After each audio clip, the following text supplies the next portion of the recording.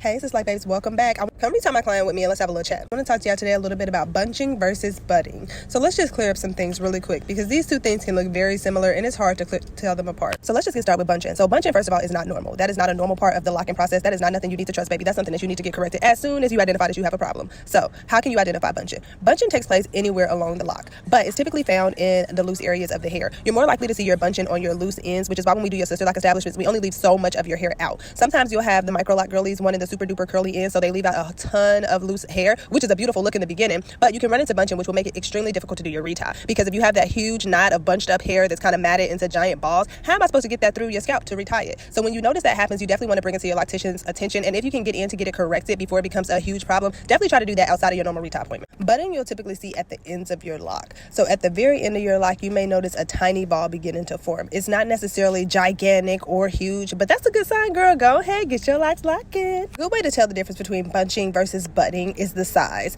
Bunching is typically swollen. Bunching is typically big, whereas budding is typically small and it is still matted together, but it's not ginormous. And it typically starts at the end of your hair, although it can start kind of in the middle at times, but it's not oversized. So think about size. Likely to experience bunching from improper washing routines, guys. Braiding and banding is so important. So make sure y'all doing that to protect the ends of your hair from bunching. And you're also likely to experience bunching when you go too long between reties and you have an improper maintenance routine. Budding is natural. It's a healthy part of the process. So you don't have to worry if you see those little balls, those tiny balls at the ends of your lock. It's perfectly fine. Couple things that you guys can do to help avoid any bunching on your locks is just being gentle during your reties, making sure you're braiding and banding. Stay in your hair, monitor your lock size. If you see that something is getting extremely big, that's a red flag. Call your loctician. Avoid things that are add stress to your hair that would cause bunching, like conditioners in that first year of your lock journey.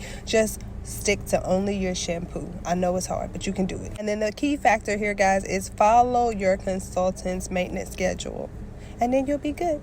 Now, I got two pictures up on the screen. I want to see if y'all learned anything. Which one do you think is bunching and which one do you think is budding? Type your answers in the comments below and let's see if you got it right. Hope this helps y'all. Peace.